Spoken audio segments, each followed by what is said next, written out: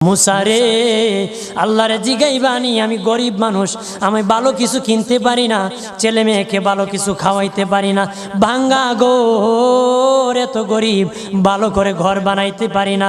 আল্লাহরে জিগাইবানি কি করলে আমার উন্নতি হবে, ধনী হব, টাকা পয়সা হবে। আল্লাহরে জিগাইবানি। আল্লাহ মুসা নবী কই ঠিক আছে, আল্লাহরে জিগাইব তুমি কেমনে ধনী হইবা।